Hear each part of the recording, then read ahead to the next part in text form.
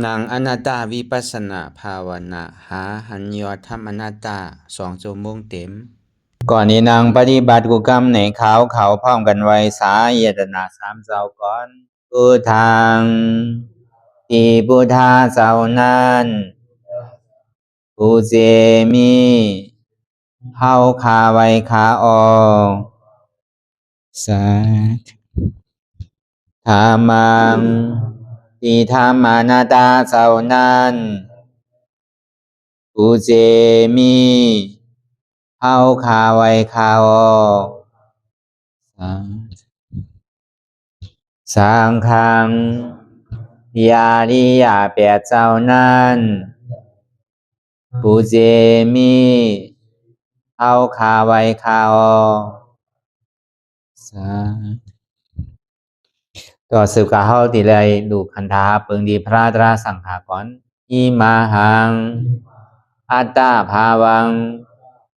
พุทธัสสะปาริจาชามิกาติอันธาพาเปิงพี่แยมในดูตันพุทธาเจ้าเฮาออกอิมาหังอัตตาภาวังธรรมัสสะปาริจาชามิกาติอันธาพาเปิงพี่แยมในดูตันธรรมะเจ้าเฮาออกอิมาหังอัตตาภาวังสังคัสสะปาริจาชามิกาติอันธาพาเปิงพี่แยมในดูตันอาริยสังขารเจ้าเฮาออกต่อสิกว่าเฮาก็อ่อนกันเนาะผู้หลวงที่ปุญญาก็ปันโตอริยเจ้ากุเจ้าก่อนอริยเจ้ากุเจ้าค่ะในยามเมื่อไหร่ก็ดีอันข้าวอ่ำหูเสเลตั้งกามลงสามเปิงไหลวนพิษไหลลาพิษไหลเหตุพินมาเจอนานแค่นดอปดปล่อยวาง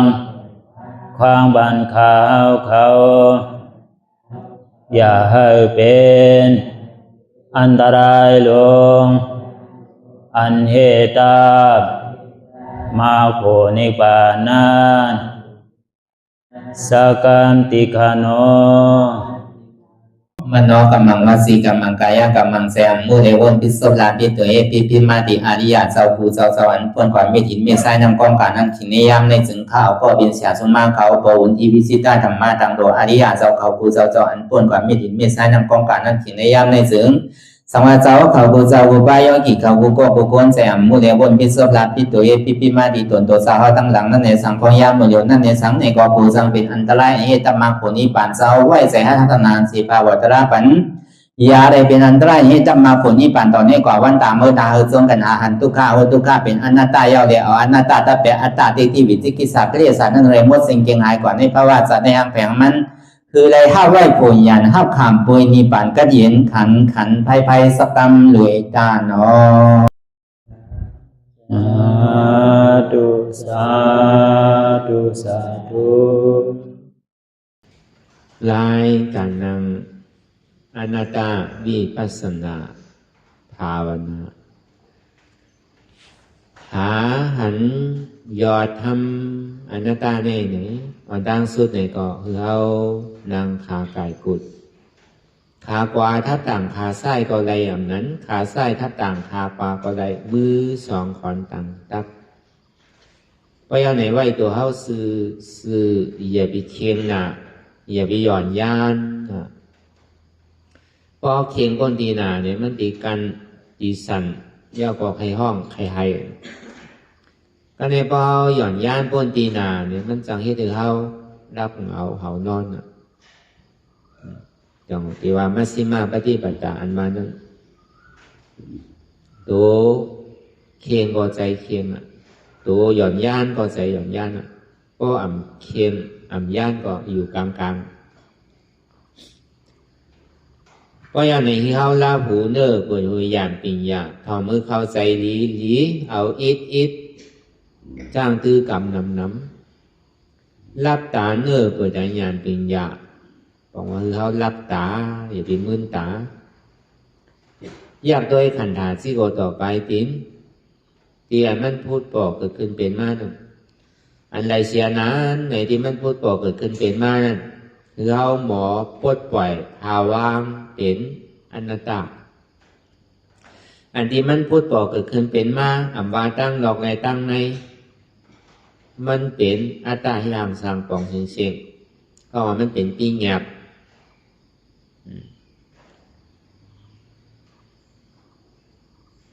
ลองตั้งเตียนมันเข้าหลวหันนั่นเข้าหลวหันปรมาตหาปรมาตหันปรมาตไลปรมาตเป็นปรมาตปรมาตเนี่ยหาหรือมันหันที่เป็นอนัตตาผู้ว่ามันเป็นอนัตตาตัดที่มันเป็นอนัตตาถึงกว่าที่เป็นอนัตตาเนี่ยบอกว่าหาปรมาตหันปรมาตไลปรมาตเป็นปรมาตไลย่อมไลค่ายหาปีเงียบหันปีเงียบไลปีเงียบไลย่อมไลค่ายเนี่ยมันหนูหันไตหันเนื้อสังอันดำดองอันแจ๊ดอันสางหรือเป็นนั่นอันหันเจ็บอันหูเจ็บอันหันทุกข้าอันหูทุกข้าหันเจ็บหันทุกข้าหูเจ็บหูทุกข้าไว้กายที่เลยยอมหับเจ็บเลยยอมหับทุกข้าบางเผาบางปองเนี่ยมันหันอยู่หูอยู่ไว้กายยอมหับมันเปิงดินยอมหับเนี่ยย่อก่อทำยอมวางครับอันมันยอมหับเนี่ยเพราะมันเจ็บมันก้นมันขึ้นมานั่นเนี่ยหาลอกไล่ตาดีไข่หาลอกไล่ตาดีไปหาลอกไล่ดีนังสื่อเล่มหันเจ็บหันทุกขาอันนี้บอกว่ามันหันอยู่ผู้อยู่ก็ยอมหับไรหมอยอมปล่อยว่างไรปล่อยว่างมันมีสองเดียวมันจะว่าปล่อยว่างเนี่ยแหละไล่ไข่เขาเลยปล่อยว่างเนี่ยมันใจกำลังทางพิษเอาต่างไว้ตั้งเหนือเข้ามาว่าปล่อยว่างเนาะเนี่ยอันนั้นเต็มใจอันนั้นในพิษปล่อยว่างเนี่ยปล่อยว่าปองว่าปล่อยว่างตั้งใจนั่นน่ะก็มันโกพิษเพราะว่าที่นั้นปล่อยว่างเนาะเนี่ยมันต่างสูงมันเจ็บก็ยกมือว่างอันนั้นเต็มใจน่ะนั่นในพิษปล่อยว่างดีใจพอเขากำก็ปองก็ซ้ำทางว่าปล่อยว่างนู้นซ้ำมาปล่อยว่างเนี่ยมั่นใจที่นั้นมันใครเจ็บซื่อก็ยาวใครทุกข์ข้าก็ยาวเนี่ยเขามีลองตั้งแทบตัดสินใจว่าเติงมันหลับเป็นหือก็สิติเขาบอกดูกันพระราตราสังขารยาวเขาสำดินเรียนพระราอย่างนั้นเลยฮัดเรียนอยู่ห้าพระฮัดเรียนอยู่ห้าตราสังขารพอฮัดเรียนในเด็กก็ลองอ่านว่าเฮ็ดเมืองเนี่ยมีว่าโกนเอาเนี่ยเพราะมันเรียนอีเรียนออดขี้เป็ดขี้ขี้เป็ดที่ด้วยก็ตามันฮัดเฮ็ดพิษใหญ่ๆเนี่ยมีว่าถ้าเป็นเจ้าว่านั่นก็อย่างนั้นน่ะเก่าเขาพอโยกหลุกขันธาเปิงดีพระราตราสังขารยาวก็ถึงที่เมื่อมันเจ็บหันอยู่เมื่อมันเจ็บหู้อยู่ซ้ำยอมหับใครทบเจ็บใครหันเจ็บหนึ่งอะไรเจ็บดีหายทุกข้าดีหายเนี่ยหาลอกไล่กูเจอกูลองกูเปิงกล้วยกะลองตั้งวนแลลองตั้งถังได้เอาไว้กำหนึ่งก่อนกล้วยกะลองตั้งว่างเนี่ยได้ดีแต่ว่ามันเป็นลองลำลองสมาธิตั้งมันนั่นว่านั่นพอเขาต่างเนี่ยก็อย่าไปยืมมันคอนนั่นน่ะโดยในมันพอเอาออกได้มันพอเอาลงได้มันออกมามันพอมันมาเนี่ยก็พอร่วมท้องกับปักคิดที่ตีเสามันเนาะ ตัวหรอกเป็นปลูกหมากพริกปลูกหมากเขือปลูกผักเยอะพอมันเกินมาเนี่ยตีได้เอาไม้มากำนั่นคือแหละมันติ่มฮับจริงนั่นตอนหมักพริกหมักเขือเนี่ยเป็นยังกำเป็นกลัวว่ามันเจินมันฮักนั่นในเขาจะเป็นก้นดังก้อนในเขาจะมีก้านหมักพริกหมักเขืออย่างเก่าเขาเป็นก้นดังก้อนเนี่ยก็เป็นนั้นเนี่ยพี่ก้านหมักพริกหมักเขือ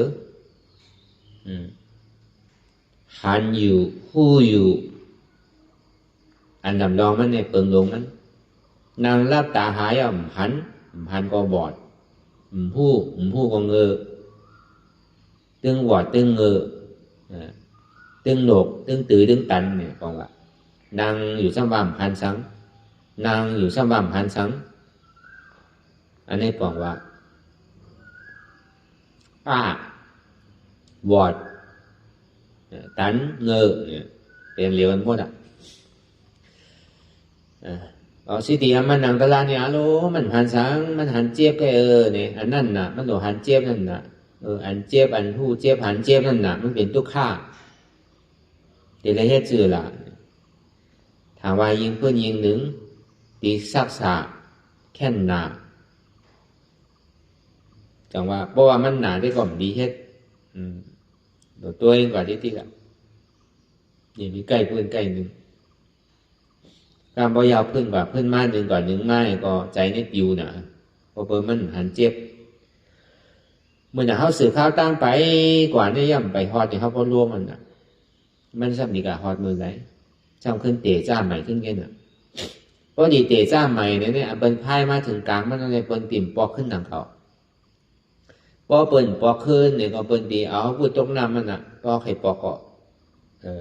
เขาดีจมลงตั้งใจนั่นก็วนทัดสามตัวจังว่าหันอยู่ผู้อยู่ก็คือย่อมหับไหลลองจ้างเจ็บเดือดไหมนั่นอันนี้มันเป็นรองอันต่ำรองอันเปี่ยวมวลเสื้อสาใจเนี่ยใครหับว่ามันตึงไรหับอยู่เย้าไผ่ก็ตึงหาดอกไล่แต่ที่ใครหับมันอยู่เย้าก็การสร้างขึ้นเปลี่ยนมาหับตัวลองตั้งอันเจ็บในทุกข้างตัวมันมาคือก็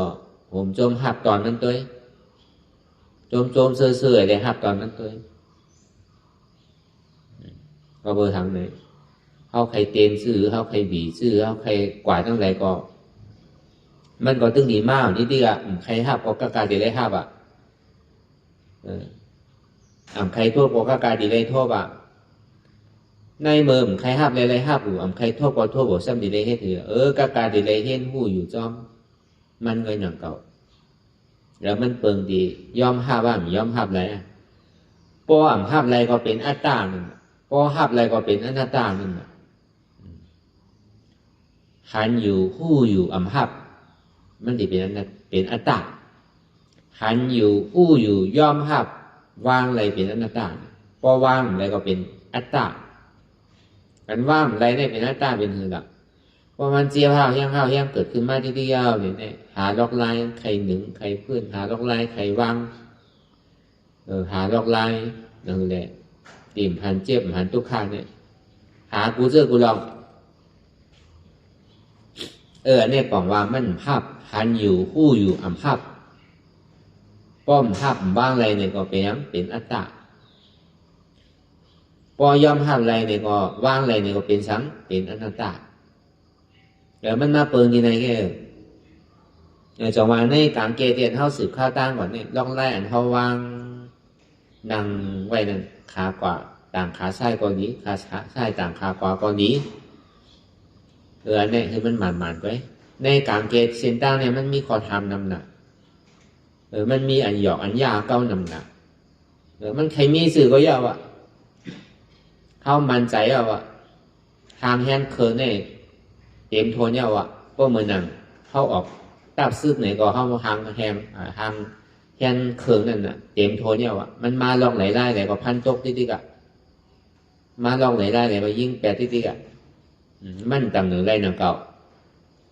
เพราะเป็นนั้นมาเนี่ยชื่อหือก็มันเกิดพิษ ดอกลายเตียนเขาต่างเนี่ยเขาเหมาลงอ่ะchứ thử có mình tư thì bên phòn đi nam có kệ mẹ có hầm xuống giờ có thì lấy năm mẹ cường tàn tí ấn tôi tê hết tê có một bé xin hàn này mình chép thường tì thường tăng có mình chép thường tì thường tăng có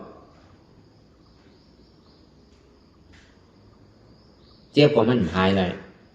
mìnhทุกข้าถึงดีถึงตามเนี่ยก็ทุกข้านี่ก็หายเลยนะเก่าเจ็บหายเนี่ยมันมีล็อกลายข่ายทุกข้าหายเนี่ยมันมีล็อกลายปลายนั่นหายเมี้ยวนั่นเต็มใจหายเมี้ยววันที่วางหือเนี่ยด้วยต่อถึงเจ็บมันพอสุดด้วยต่อถึงทุกข้าพอสุดพอมันสุดยาวเนี่ยก็อัตตาพุทธป่อมาเนี่ยก็ตัดไปอัตตาคำเดียวอันนี้ลำลองอยู่เปิ้นจองว่าลองการนั้นเฮาจ้างตื้อกำตราเนี่ยลอกลายตานเฮาพอเฮาวางเนี่ยนั่นคือมันติหันเจ็บไว้หันทุกข้าไว้เนี่ยลอกลายอันเฮาวางหมอวางตัววางฉันเนี่ยเป็นลอกลายที่อันลำลองหรือเปิ้นอ่ะบ่ดีว่าเต้มันเป็นพื้นฐานหางแฮนตัวพ่อไม่เสียมันคือไม่เสียแต่ว่าหางแห่นไว้ปูนตาที่ลูกเรียนไปมันใจหางแห่นไว้ตาที่ต่อสู้ถ้าทันทานนี่แหละหางแห่นไว้นั่นก็เลยฐานมันติมันเพราะว่าฐานมันมายาวเนี่ยไผมากกวนกว่ามันปังเพราะฐานมันยาวมันหันใดดีๆมันมาผ่ายใดเหมือนหนังตับซึ่งหลวงเขาเนี่ยมันอยู่ไว้เนื้อจอมร้อยตับซึ่งกิเลสนี่มันมากกูผ่ายกูไปเพราะเขาอยู่เนื้อจอมร้อยอยู่ก้อนอยู่เนื้อจอมร้อยเนี่ยมันถึงเป็นก้อนใดส่วนดีเป็นก้อนใดทางห้างก้อนอยู่ที่ใต้ร้อยติดขึ้นมาเหนือร้อยแต่มันถึงก้านมันอยู่เหนือร้อยติดๆอยู่ไรเพราะเปิ้นกัดตั้งซึกใดๆก็เปิ้นกัดตั้งซึกอยู่เหนือร้อยก็เปิ้นก้นขึ้นก็หยาบฮือบินขึ้นก็หยาบแต่ที่ต่อตึกมันก็หยาบแต่ที่ขึ้นกับตึกแน่เนี่ยมันติได้ก้านขึ้นร้อยมากที่ได้ผ่านอย่างไรเจอไรลองเตียนมีดังใจไว้นั่นก็บนนั้นเนี่ยก้นนั้นเตียนเข้ามาจ้างตึกกำตะลาเนี่ยก็มึนน่ะเข้าที่ไรตั้งฐานเข้ามันไว้อยู่ปลายร้อยจอมร้อยมันมาผ่ายใดก็เขาหันเสียงรู้พอมันก็หาการขึ้นมาเนี่ยก็ซักตกดีๆก็มันเหลือได้หนังเก่ากำเนิดสุดมาเนี่ยก็หัวปูงมากก็ซักตกเลยก็เรียบร้อยเนี่ยฐานเนี่ยมันหนุนมันกึ้มไว้ช่างเป็นฐานของเขาอยู่ถึงที่มามันก็หือตัวเตยยินหมักแตกป๊อๆแป๊บๆเลยนี่ครับกูไอเรียนไปนี่แต่ก็มันคือก่อนนะตกซุ่มกี่ได้สามที่เตี้ยวตกซุ่มตับซึกลงเฮงหาเป่าที่เตี้ยวน่ะอันนี้เขาว่าลองไล่อันตานเท่าที่หมอไว้ว่างตัวว่างใส่นั่นกันมันมือหนังนั้นว่ะ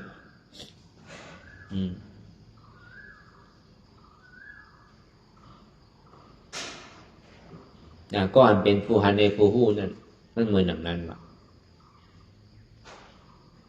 มันสั่งถูกบอกกระหือแหละก็นั้นมันจะว่าสุ่มสี่สุ่มห้าได้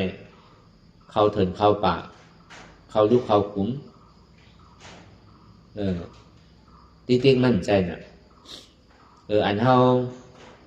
ด้วยหันจางแต้ตัดสินใจอะไรนั่นจางเกลีเปสนาอะไรนั่นย้อนไปว่าเขาผู้เขาทำติ๊กเข้าไปยุบหนาหมดติ๊กซ้ำผู้ว่าเจ้าซ้ำเขาติ๊กก็มันก็เจ้าหมดติ๊กแค่น่ะผู้ว่ามันมือรับสิ่งหัวเขาซ้ำเรียนเข้าติ๊กก็ผู้ว่าปักคิโต้ก็อย่างเก่าน่ะก็การซื้อก็จะได้สืบกว่าอยู่ตามันใครหกใครเบอร์ซื้อใครเป็นเซนตาสายตั้งอันหุบอันน้ำอันลูกอันหุงก็คือก็การที่ได้เมื่ออยู่ พวกกายที่ได้เมื่ออยู่ในซึ่งเขาก็ที่ได้ตีทางอีเดียที่ได้ก้อยที่ได้เฮ็ดชื่ออะไรที่ได้เมื่ออะไรหลงง่ายนั่นมันก็มีลองลายมันอยู่เดินนางแลอันดับสิ่งนี้มันก็ดีเลี้ยงนั่นเข้าหลวงหาไพ่มันจะดีกว่าง่ายอันนี้ไพ่ก็มาล่ามแบนเข่าดีก็มันดีกันเลยสังนั่นล่ะก็คิดตกดีกันผู้ว่ามันเป็นน้ำเป็นพวกเป็นเวอร์ก็แลนเข่าดีก็น้ำโจกขาโจกมือที่กวามแล้วน่ะเหมือนอย่างนั้นนะก็เอาสติสมาธิน้ำหนักก็เอายานปัญญาน้ำหนักให้มันเป็นสินั้นมันดีกว่าลงง่ายๆแกก็เปิดว่าซื่อเนี่ยตาดีถอยนี่มันถอยอะไรมันตึงดีอะไรเดินหน้ายางก่อนตั้งนานที่ยางซื่ออะไรมันติ่มคือเจ็บนั่นเจ็บตัวใหญ่คือเจ็บใจนั่นตีได้เฮ็ดซื่ออะไรกว่าได้ตีได้เฮ็ดซื่ออะไรตีสั่งถูกจังว่าตีได้มหาวิปัสสนาเอามักตาสมาธิที่ลองตั้งหันมันแม่นเนี่ยเรียกว่าสมาสังกัปปะลองตั้งวนมันแม่นมีอยู่2 เปิงอยู่เซต้าเนี่ยก็เพราะมันมีกองตั้งหลังจอยก็ซ้ำเต็มทนอย่างเก่าว่าลองตั้งหันในลองตั้งวนอันถ้าว่ามาเมื่อเจ้าเนี่ยมันกลับกายด้วยชื่อเนี่ยสมาธิเนี่ยมันเฮ็ดให้เฮาตัวนิ่มใจนิ่มมันซ้ำจอยแถมแห้งไผล่ะจอยแถมแห้งสมาสังกัปปะว่ะเพราะสมาธิมันนิ่มเนี่ย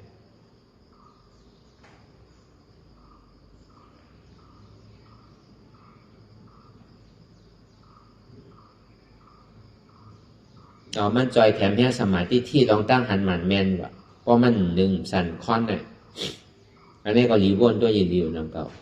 รีวนตัวดีๆซื่อๆเนี่ยบางเผ่าบางปอมันหนังตะลาเนี่ยมันมีหลายก้อหลายผายหลายป้ายบางก้อนี่มันหันหลายมิ้วน่ะกำปอตั้งหัวกำปอตั้งใจว่ะกำปอตั้งคาว่ะ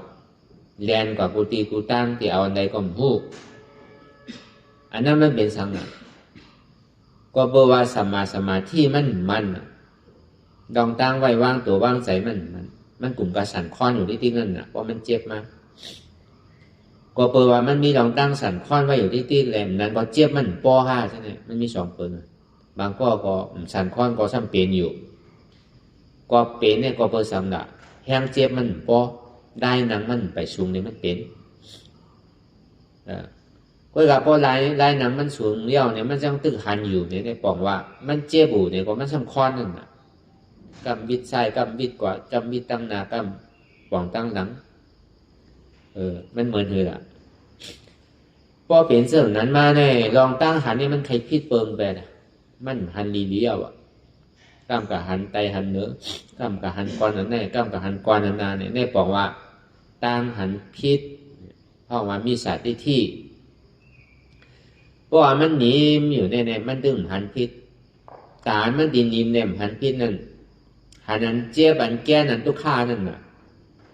มันเป็นอันเจี๊ยบพอเป็นนั้นมาในใจนี่มันจังกว่าตั้งไรหรือเสียมาอยู่ที่ไหนไงก็เปิดปึงยินเลยเสียสมาธิตั้งมันนั่นอันนี้ก็สมาธินี่มันจอยแถมแห้งลองตั้งหันมันหมันแมนว่ะเพราะมันหนีมันหันหมันแมนทุกการบอกคอนหลักคอนมาเนี่ยหันก้นกว้างเป็น2 ก้อนน่ะหันการลำเป็น2 ลำน่ะเดี๋ยวหันก้นบอกซิมซ้ำอ่านเหมือนหนังเป็นปากมันน่ะพอมันคอนหลักคอนมาจางตัวสั่นคอนหลักคอนมาเนี่ยมันหันดีๆนะเงาโกนเนี่ยมันมีเป็นหลายอันแต่อันน่ะกำในสมาสตินี่คือตื่นหู้ตัวไว้อยู่เฉยๆอย่าไปกลุ่มก้าววนตั้งหลังตั้งหน้า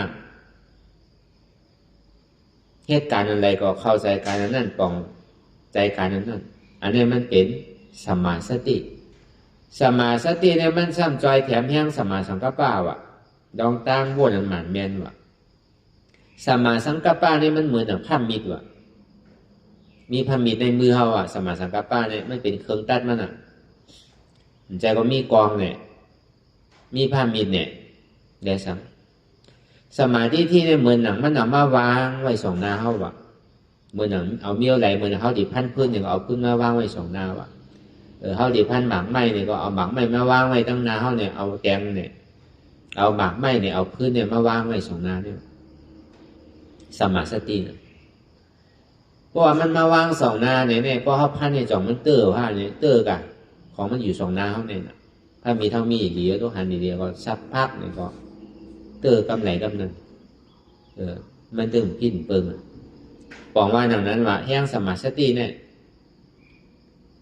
จอยแถมแห้งลองตั้งโบนันหมันแม่ลองตั้งโบเนี่ยบอกว่าลองตั้งเทียบตัดนั่นพันกำไหลว่าเตอร์กำนั้นนะใกล้ๆเตอร์เสียก็เงาไม่เนี่ยมันติดกับขามไล่ปักคิดหนังเก่าเงากิเลสนั่นเพราะมันเตอร์เนี่ยมันดีปีนเสื่อมันปีนอะไรมันก็ต้องดีใหญ่ขึ้นติ๊กๆนั่นนะกิเลสหลงเนี่ยเพราะว่ามันมีแห่งสมาสติมันดีเป็นแห่งมีสาสติ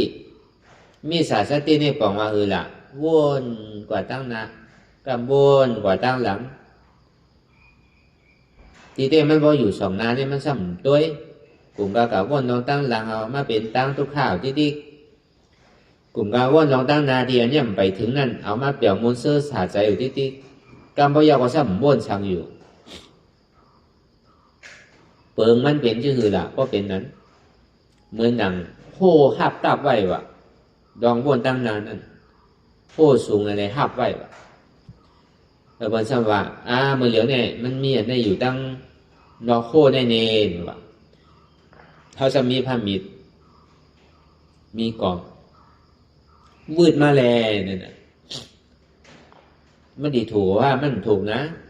ของมันห่อมเลยหันซื้อนาตั้นตาเขาน่ะเขาล้ำวืดก่อนนั่นน่ะมันสั่งถูกกระเตอร์วันในหยอกวันทางก่อนเป็นเนื้อฟันพื้นพันหมากสั่งกระเตอร์หูเปิ้น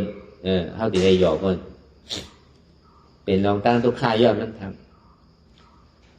ก็ในรองตั้งเดียนเท่ากับว่ารองตั้งหลังนั่นเนี่ยเหมือนหนังเอาผ้ามิดขึ้นขั้นตั้งหลังเขาขึ้นว่ะ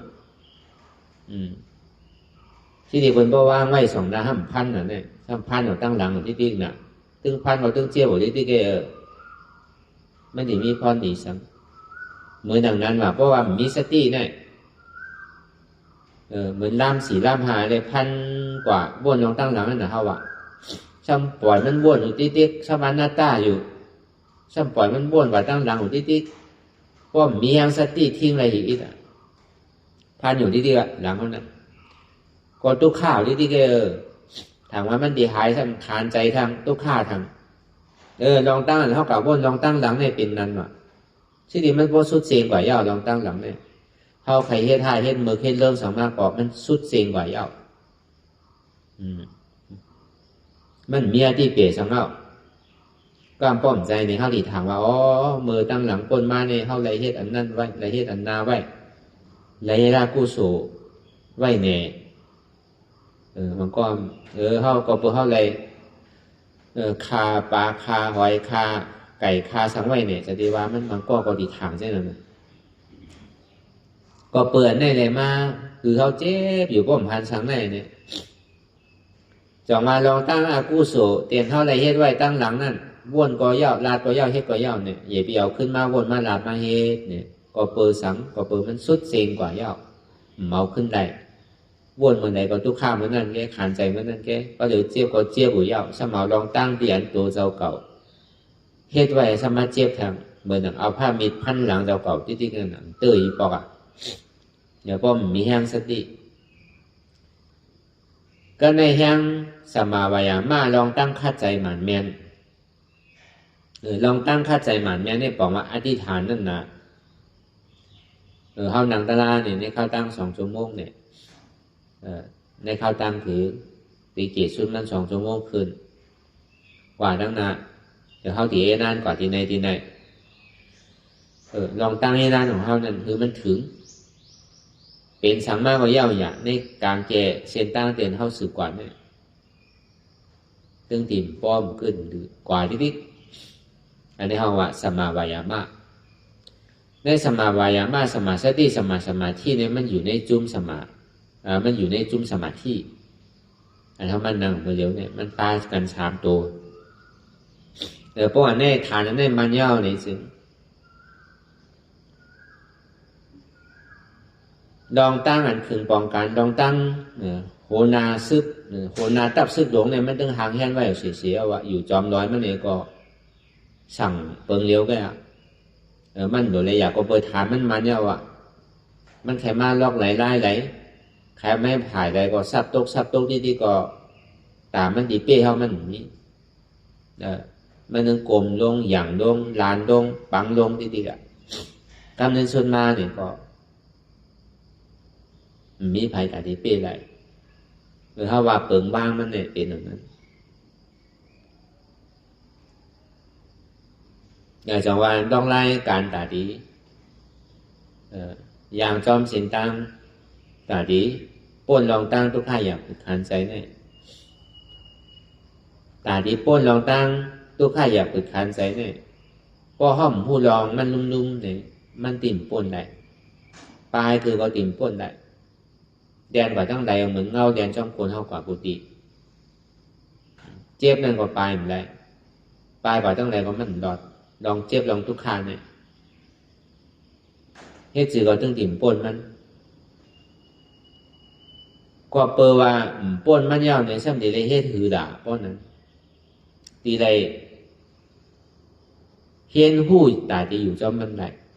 เข้าว่าในโลกโลกาเนี่ยมันไหลลองจอมน้ำติดเปี่ยวกูตุกข้า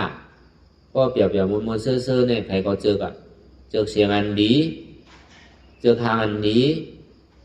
เจอยาสารดีเจอนุ่งเสื้อผ้าคนนุ่งโคใบอันดีเก่าเจอหนาหอมเย้าเจอเย้าหันเย้าเจอเย้าหนมเย้าเจอเย้ากินเย้าเจอเย้านุ่งเย้าเที่ยวเจอเย้าอิ่มเบิดหูซ้ำจังถ่อมอันพิษตาซ้ำจังด้วยอันพิษผู้หลังซ้ำจังหนมอันพิษซบซ้ำจังกินอันพิษโตซ้ำจังที่จังนุ่งอันพิษใจซ้ำจังเจออันพิษจังว่ามันเป็นรองตามเจ้าไหนร้อนๆในรอกาเนี่ย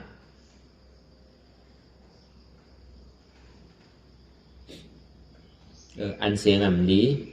อันเปิ้นเช่เปิ้นแน่นเจอใครหันก็เจ้ากล่อมเจอก็ใครอยู่จ้ำก็เจ้ากล่อมเจอก็ใครลาตอบก็เจ้ากล่อมเจอก็ใครเตอร์ที่จอมเนี่ยก็เจ้ากล่อมเจอก็ม้วนมากเมื่อไหร่ก็ตึ้งเจอนุ่มๆเนี่ยในมันเป็นธรรมดาของโลกโลกาจังว่าอันนั้นธรรมดาของโลกโลกานั่นเนี่ยอยู่กับทุกข้าอย่าไปโกทุกข้าอยู่กับสุขะอย่าไปติดสุขะ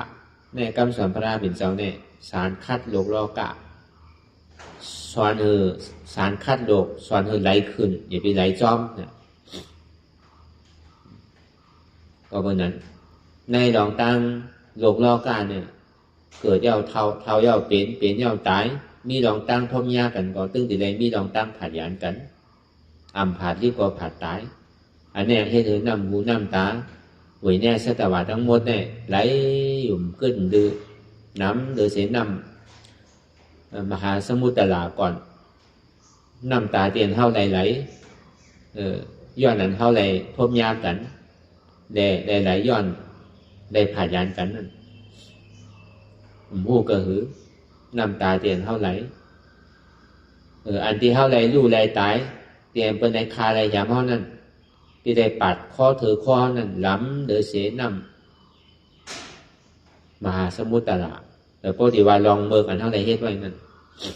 อันเป็นปัดข้อถือข้อนั่นนำเดือเสนำปังหลายวะอันเท่าซ้ำในไฮไรห้องนั่นก็ซ้ำนำเดือเสนำปังหลายวะกองหลุกเตียนเท่าไรตายเนี่ยสูงเดือเสร้อยเสาเมืองวะที่อยู่ตั้งเสาในโลกโลกาเนี่ยอันที่เป่าพังเตียนว่าอันเท่ายามตายนี่มีวะเอาเข็มแต้งกว่าตั้งสิทธิ์ไรก็เตียนในโลกโลกาก่อนนะอย่าไปว่าเตียนเขาอยู่มันเดียวเตอแต้งกว่าตั้งไรก็อันว่าเขายามตายนี่มีดีวะเป็นดีป่าเหี่ยวสร้างเที่ยงเขามุดวะป้อไรถอดในบอกข้างในก้อยกอเนี่ยป้อดีอิ่มดีเวอร์ดีจานอันนี้ใครเกิดใครเท่าใครเป็นใครตายทั้งนี้วะ นังเรียกป้อดีป้วนดองตั้งเกิดเท่าเป็นตายเนี่ยตีแลว่าตราวิปัสสนาเนี่ยมันเป็นตราเตียนคึกตอนในพุทธศาสนาเฮาเนี่ยพุทธศาสนาเฮาเนี่ยมันเป็นตราดีอ่อนคือเหมือนเนี่ยสัตวะป้วนลองตั้งทุกข้าอยากเปิดคันใจเต้หาลองตั้งที่มันเป็นนิจจาหาลองตั้งที่มันเป็นสันติสุขะหาลองตั้งที่มันเป็นอมตะธาตุป้อไหลมาลองตั้งนิจจาสุขะยาวอมตะธาตุยาวนี่ก็มีลองตั้งเกิดตายมีลองตั้งทุกข้าอยากเปิดคันใจมีลองตั้งที่ได้เรียกลายค่ายกว่ายาวเดือเสว่าเป็นอมตะธาตุในป้อหาเสื่อในทบเสื่อในเอาก็ตีได้ว่าหายใจก็มันเปลี่ยนใจเดียวเมื่อต่างๆอย่างนั้นอันเขาเยตลาในก็มันก็เปิงกันเขาก็หู้อยู่ในตัวไฟใจมันแต่พอนางยาวนี่เขากว่าที่นางกว่าที่ยาวนี่ก็ห้อมหนึ่งขึ้นต้งค่ายนี่ก็ถ้าวันนางกำไรถึงกำนั่นนี่ก็มันเบาตัวเบาใจเพราะกลุ่มพื้นกลุ่มหนึ่งกลุ่มค่ายกลุ่มยาลายอยู่ที่เนี่ยครับเพราะมันเป้ตัวเป้ใจนี่สิเมื่อหนังซุ่มไว้ติ๊กเท่าเหตุการณ์เนี่ยเมื่อหนังเข้ากับกล้ากับคายซุ่มติ๊กตามเดินสุดมาเนี่ยมีอย่างเดือสังพอซุ่มติ๊กมีเสื้อผ้านุ่งก็ยังติ่มมีการในพอซุ่มมาเป็นเหือที่ได้เอาก็อะไรอยู่จอมตั้งอยู่ย้อนกินเบอร์เนี่ยมันเนี่ยเขาว่าปกติว่าลองตั้งแตกหนีมันนั่นเหมือนหนังเก่าเพราะไม่กันตลาเนี่ยเมื่อหนังเขามีอย่างนี้มันถึงตีถึงตั้งนั่นอันไล่ได้มันเป็นรองใหญ่อันรองใหญ่มันนั่นเขาเฮ็ดกำไรก็อย่าไปคืออธิษฐานเขาลูกอย่าไปวนว่าเป็นวันไงอย่าไปวนว่าเป็นวงเป็นเดินไงเมื่อไหลเมื่อนั่นอย่าไปมันลูกบอยนานเขาสืบกว่าย่อนี่ก็อย่าไปมันรู้แล้วดีเกียรชุดมัน2 ชั่วโมงเนี่ยพอมันรู้ว่ากล่องว่าเขากินยังก็มันอิ่มลีว่ากล้าขายยังก็ซุ่มอยู่แมดมันเหมือนอย่างมีลองตั้งอย่างที่คำว่าคำใจไว้ให้อย่างก็ห้อมเฮ็ดถึงตีถึงตั้งเต้ๆเนี่ยทำไงพอเฮ็ดกว่าเฮ็ดมากสมัยมันก็ตราผ้าเป็นเจ้าว่าได้ขึ้นนาในก็ไรเนี่ยซ้ำวาที่ไหนทางก็ไม่ของว่ามันเป็นฉีนาโรสติปัฏฐานฉีเนี่ยขึ้นหน้าอะไรก็ถึงหนังเก่าซ้ำวาที่ไหนที่เต้ห้อมพัดในห้อมบะเขาขึ้นเมด้วยตัวด้วยใจเขาเฮ็ดถึงมันพัดมันถึงเหมือนหนังอันตีเปิ้นสั่งเปิ้นสอนไว้เต้เนี่ยเขาสั่งขึ้นเนี่ยเจ้าเก่าว่าตีเต้ในกล่อมพัดเนี่ยพวกเขาพัดเนี่ยมันติดไรอยู่ก็เปิดกล่อมพัดเก่าโกเลยมันทั่วบ้านเนี่ยลาดีกว่ามาใส่อกใส่ใจเลยว่ามือหนังแต่ก็บางครั้งมันมีลองตั้งก้านไว้เอาจากนี้มันนี่ว่าตลาดเนี่ยเฮ็ดนาไหลกว่านาไหลก็ถึงหนังเก่าเพื่อการมันก็ดีกว่าตั้งโก้งมันก็ดีกว่าตั้งซื้อถ้าเอาได้มาถ่อมไม่ได้เอาได้มาใส่ตัวใส่ใจทำลาดอกมากนะครับดีเต้ในตัวใจเจ้าเก่าเนี่ยมันมีลองตั้งฮัดมีลองตั้งฮัดหันก็เบอร์ตัวเจ้าเก่าย่ามันช่ำผู้ซ้ำกันนี้ตลากันเนี่ยดีเต้ตัวเจ้าเก่าเนี่ยเฮ็ดเต้ผู้ซ้ำกันนี้ตลาว่าเฮ็ดซื้อก็มันถึงเหมือนกันก็หนังเก่าเนี่ยตอนนั้นเขาว่าซื้อเพราะแต่แน่เนี่ยเขายังโกเนี่ยก็ดีกว่าตั้งรัดตั้งโก้ในตีตานฮือละแค่นไกลกว่าที่เราตอนนั้น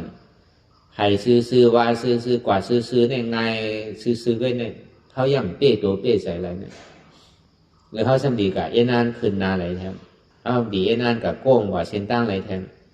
กว่าซื้อเจียวถุงก็ดีอยู่นะจ่องมันติดตายก็ไม่ใช่ตาดีขี่ก้ากว่าก็มันมีเฮอร์บินหนูรู้ขี่เฮอร์บินกว่าไม่แล้วว่าลูกยังไงกว่าอย่างกลุ่มใจข้าวยำ1 ชั่วโมงก็ขี่เฮอร์บินดีตาดีขี่ก้าใจเวลาเป็นวัน2 วันเฮอหลายๆได้มันดีกับเป็นเพ่เป็นไพ่จำตั้งเขาย่ำไปทู่สังวาโลมันได้เนี่ยกว่าที่จริงเนี่ย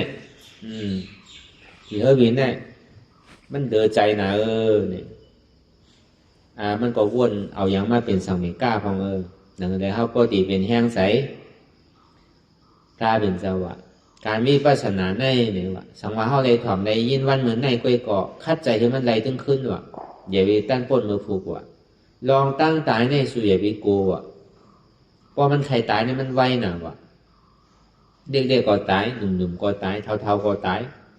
วุ้นเจ้าก็ตายนายข่าวก็ตายก้นบางมีหลีเป็นคือก็ตายป้นอะไรลองตั้งตายเนี่ยมันเดือดไผ่ตึงที่ได้ตายกันกูก็พอใครตายเนี่ยมันด้านหูตัวมันก็เห็นเขาไว้เขาแก้งข้อตายเนี่ยนอนรถเนี่ยกึ่งกลางเป็นเพ่อะไรตายมาเนี่ยก็เขาก็หันตั้งหนังลองตั้งตายนี่มันไว้หน่ะลูกอันดีโกน่ะเนี่ยลองตั้งเกิดเนี่ยว่ะพระเป็นเจ้าว่ะจากที่ทุกขานั่นทุกขาที่สุดว่ะทุกขาซื่อละเขามาวนท่าสามด้วยที่มีออกเขายามมีหลุมมากกว่าหูน่ะป้าต้องกว่าป้าต้องมาอย่ามีว่าก้นป้ามันเตอะก้นตั้งในมันตีตันคือผมหู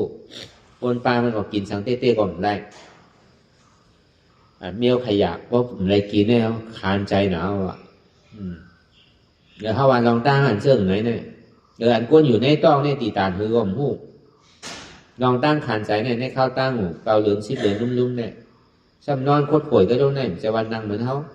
ก็นั่งเหมือนเขายังตีเคียนก่อนอ่ะอันนี้นอนโคตรป่วยไว้มันดีเพราะวันหน้าไล่รีบกว่านั้นนอนโคตรป่วยไว้มันดีทุกข้าวก็คือในตำพาเป็นเจ้าเขาว่าอันดีโก้เนี่ยตาที่เกิดดีโก้ว่ะดีโก้เลยเปิ้ลอันเกิดเนี่ยมันใจว่าจังว่าเขามานั่งตลาดเนี่ยเขาย่ำนั่งเป็นวันเขาย่ำนั่งเป็นเดือนอันนี้อันเขาอยู่ในต้องเนี่ยอยู่อ่านโหเป็นเดือนเป็นปีมันเนาะเหมือนอย่างเจ้าสิมบัลลี่เนี่ยอยู่เป็น7 ปี7 วันน่ะเจ้าสิมบัลลี่เนี่ยก็ใหญ่อยู่ในต้องเขานั่นถึงดีเกิดมาก็คือก็มาบวชในศาสนาพระเป็นเจ้าเฮาก็เป็นเจ้ายาฮันต่างกว่านั่นนะแต่จังว่าลองตั้งเกิดเนี่ยดีโกเลยเปิ้ลอ่ะ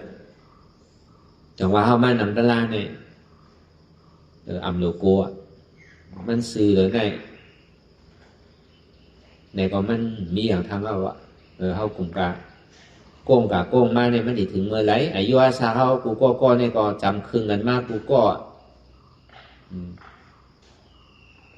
3 ปูนก็เข้ามา2 ปูนเนี่ยมันก็เข้ามาปูน 1มันก็เข้า2 ปูนเนี่ยว่ะมันก็เป็นอาย่อยกำนึงสุดเดียวว่ะปฐมอาย่อยตุติยาอาย่อยตติยาอาย่อยเอาว่ะก้วยกาเมื่ออาย่อยยังตึงหนุ่มอยู่แน่เนี่ยมันให้ตานตะลาพอเข้าใจเนี่ยมันได้ไว้น่ะว่ะมันอย่างลูกอ่อนเนี่ยมันผู้กินเนี่ยผู้ใครนอนเนี่ยน่ะเพราะว่าเป้ลองตากินในตานอนไรเนี่ยทบตะลาไว้ก็เบื่อข่อมไปห่วงเตอะผู้จักว่าใครกินก็กินนะผู้จักว่าใครนอน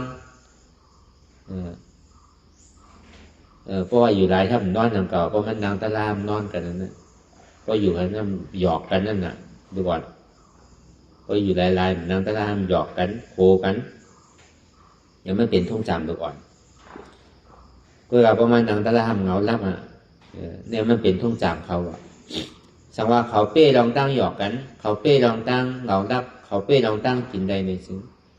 พอมาถอมตะลาพอเขาใส่ง่ายๆเนี่ยใดตะลาไว้น่ะดูก่อนเนี่ยก็เป้ได้ไรก็แน่นเท่าเป็นก้นใหญ่เท่าเป็นก้นเท้าเนี่ยเขาสำเร็จได้เป้อันดองเข้าใจติดใจจับใจแป้นดูเข้าล่างเข้าหัวเฮิร์นเข้าโอจากพวกของข้ามเข้าเนี่ยวะเขาเลยเป้ได้วะพอเป้ได้ไรเนี่ยก็เขาก็ตีป่นอยู่เขาบนนั้นในปฐมย่อยตุติยาย่อยตติยาย่อยย่อยกองทน1 ทน 2 ทน 3เนี่ยปฐมย่อยเนี่ยเอาตั้งแต่1 ปีต่อถึง20 ค่ะอันนี้มันเป็นข้าวยามหนูเห็นปีหยาตั้งหูกูเชื่อกูลองถึงอายุ25 ถึง 50เนี่ยมันเป็นกุลตาตีเฮ็ดตีซ้ำการหัวเฮิรนเชิญต่างเพราะเป็นก้นเฮิรนเกาะเพราะเป็นก้นศาสนาเนี่ยก็ตีได้เห็นเอาไผ่ปริยัติปฏิบัติสั่งสอนคือมันปกติเตรียมทนกว่าเพราะอายุ50 ต่อถึง75เนี่ยหรือเสียเหตุการณ์ตัวเจ้าเก่าเนี่ยดีเหตุการณ์ซ้ำเอาวะ หลวงหิมเฮ็ดว่าเพราะอายุ50 ปีขึ้นแล้วเนี่ยอย่าไปไม่ปรุงมองอย่าไปหาลองตั้งสุกซักทางว่าเขาหามาพอถึงตีตายเอาเขายังตื่นตีหาขึงป้องกันลองตั้งสุกซักบอกติลองตั้งที่มันเย่าติเลี้ยงอยู่กับพ่อใหญ่ไม่เอาสักดีขึงป้องเลี้ยงล้านทางก็พ่อใหญ่ล้านก็ไปป้นเนี่ยถ้าเอาเลี้ยงทางเท่าหลอกลายตายแปลว่าซุ่มหลอกซุ่มลายมีอย่างมีดอนมีแก่นเกิดมาซุ่มจัดโกนยาวอย่างเกิดมาก่อนใดสังสิงเบี้ยวเดือนนี้ก็มันดีเป็นนั่นนะเพราะว่าการเอาเมตตาเนี่ยยาเหมือนเขามาโทมายาอย่างนี้ก็เขาดูเลยมีลองตั้งคัดใจเขาแผงมันป้อยอยู่เขาเหมือนอย่างเขาวานนั่นน่ะมันเป็นข้าวยำถูกกี่เฮตตาเฮตกลางตัวกลางใจอันดีกว่าชอบเขาก็เปลี่ยนในแกปืนแต่หน้าเมื่อหมดก็ซ้ำไล่ปืนลองเสียนสีลาปืนเดียวก็ซ้ำไล่ปืนสมาธิไว้ก็ซ้ำไล่แต่พอมาพึกตาวิปัสสนาในปองว่าเขาปืนตัวเจ้าเขาไล่เป้ตัวน่ะก็เป้ตัวเป้ใจเอาในห้องป่ามุงบ้องดูเข้าร้านห้องมุงบ้องปีเข้านอกห้องมุงบ้องเปิดตาดีเปิดมาจอยเขาเป้ตัวเป้ใจพอถึงกำนึงสุดมาหนึ่งก็เขาฮัดจุ่นตัวจุ่นใจเลยของว่ามั่นใจของเขารู้เขาส่งกลุ่มกติห้องสังว่าห้องคือเป็นป้อร่างตัวกับหายมันดีหายในเต้เขากึ่งห้องอยู่เพื่อการห้องคือก็มันก็หายไรลองตั้งเจ็บลองตั้งใจลำคือก็มันหายไรสังว่าเปิ้นจอยไรมันแลกกันได้เนี่ยพอเปิ้นดีจอยอยู่หนังเก่าเพื่อการมันก็เป็นไรเพื่อการกำนึงสุดมาเนี่ยก็เขาตีเลยปึงอิงตัวเจ้าเก่าอัตตาฮีอัตตานอนาทอนตัวเจ้าเก่าก็ตีเลยปึงอิงตัวเจ้าเก่าย้อนเปิ้นนั่นเนี่ยอันเท่าไม้การลานั่นเนี่ยก็คือเขาฮัดจุนโตจุนใจจุนเจ็บคือเขาฮัดจุนขันธะจะว่าจุนเป็นปีเป็นเดือนนู้จุนเมื่อไหร่เมื่อนั่นเนี่ยก่อนนะเขาว่าในข้าวต้านเขาสืบข้าวต้านเนี่ยมันเขาขี่เขาบินก็คือมันพอฮอดถึงไงก่อนเลยอย่าไปแหวนลงเหนืออากาศเลยพอขี่ก้าไปตึกคอก็อย่าไปครึ่งกลางแหวนลงเลยพอแหวนลงเพราะว่าปักคิดตัวควยเขาก็อาจจะตายก็อยู่เหนือเฮอวินเนี่ยก็ย่ำไปถึงกลางแหวนตัวก็เหลือทั้งเอาขี่ยังก่อมขี่เหมือนเปิ้ลยังก่อมเห็นเหมือนเปิ้ลกว่าอะไรก่อมฮอดเหมือนเปิ้ลเนี่ยก็เป็นก้อนซุ้มหมูที่ก็เกิดพระวาจาปานใดก็ก็เป็นตะลาก็เป็นตะลาห้างหมูที่ก็เนี่ยเหมือนอย่างก้นเจอข้างนั่นน่ะโหก็ในก่อมดีห้างแปดมาทางก็ในก่อมดีห้างแปดมันมือเด้าน่ะห้างที่ก็ก้นใจก็เช่นนั้นอย่างเก่าใกล้ห้างมีเนาะใกล้ห้างนี่ดีกว่าตะลาก็เหมือนอย่างนั้นอย่างเก่าก็จิ้มกว่าจิ้มมาตัวเจ้าเก่าเฮ็ดแล้วห้างไปแล้วครับเนี่ยซ้ำกับหาตะลาเตียนถูกอกถูกใจอันเป็นมอยองมอย่อ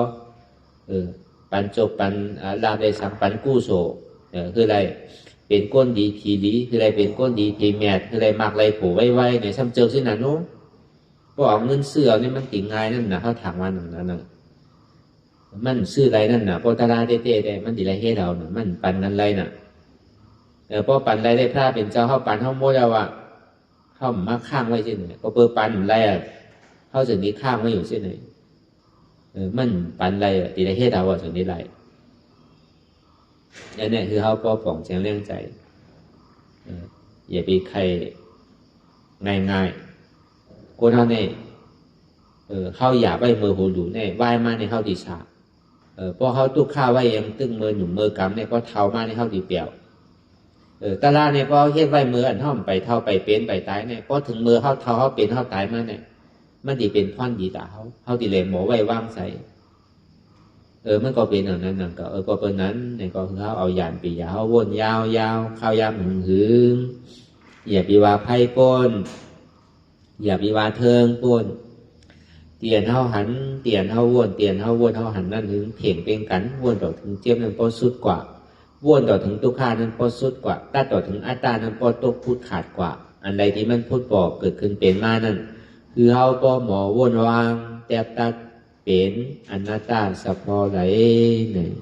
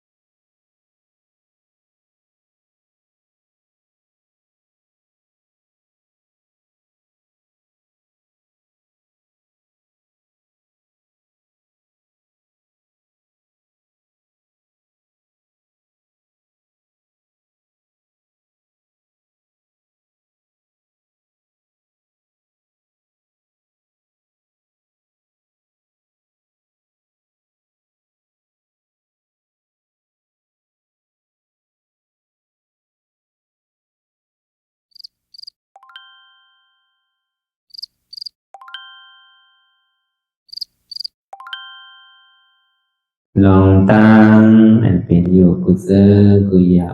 ย้ายข้องคำไว้ที่ใส่หูถอดถอนออกที่ใส่หูมันออกเสียงก่อน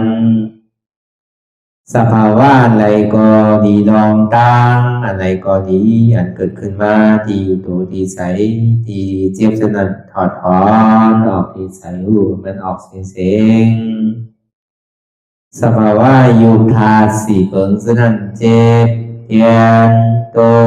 กอดเนตสานสั่นไหวโคมไต่ไม่กัดอ่อนแข็งสู้ตุนทรัพยายจึงอยากเป็นดูสภาวะยุทธาสีเปิงสนั่นตีหนังทาดกว่าผู้ทรัพย์ตีอัตตากว่ายึดว่ามีโตมีใสมีเจ็บสนั่นเอาบ่วางเป็นอนัตตาไหลลองแสนพ่องปิวอยู่อันเฮาว่นลึกว่นเลยอยู่เป็นเดิมเป็นลาวอยู่ซึ่งในสาวถอดถอนออกตีใส่หูมันออกเสียงก่อนยอมกึดยอมออกยอมลงอันเฮ็ดให้เฮายินดียินให้เสื่อมอารมณ์เสื่อมถึงใสถึงคอไว้ตีมันยืดไว้ตีมันเป็นทุกขานั้นควรปล่อยวางออกที่ใส่หูมันออกเสียงก่อนลองเสื้อเป็นทุกข้าเลยลองย้อนถึงใสหลายๆอย่างมันเกิดขึ้นมาตีตัวตีใสตีเจียบสนั่นควรวางย่อเสียงก่อนก่อยค่ายย้ายลายหนึ่งพื้น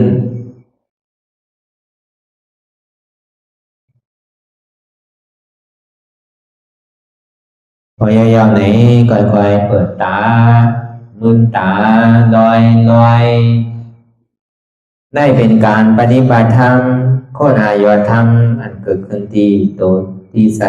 ที่เจ็บอันนั้นโคนหาเหตุหาเงาพระจองทุกขันนั้นต่อสืบการในเฮาที่ได้ส่งเมตตาถึงวิเนยสัตวะทั้งหมดทั้งสิ้นก่อนอิดาเมปุญญังอาสวะคายังนิบานังวาหอตุมาปุญญาภากังสเปสัตตาสัมมาลาภันตุอีตังเมปุญญังอันเฮาคาไลมาตือกรรมปฏิบัติ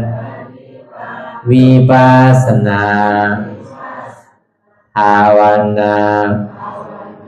หาหันยอดธรรมอนัตตาในอาสวะคายังเปียนันถาสัพตัดเปนาสวะสีเปิงเสียวแลนิพพานังตีนิพพานันขอดูให้ถึงเสกัมติคามาปุญญาภากังพรดีอันคามานังวิปัสสนาภาวนาทรงยืนปันสเปสัตตานังเอวปอเมสลาญาติกาดึงเคเจอเคได้ก็แลจากว่าสัตวาทั้งสิ่งดังดวงนั้นสมาลาพันตุ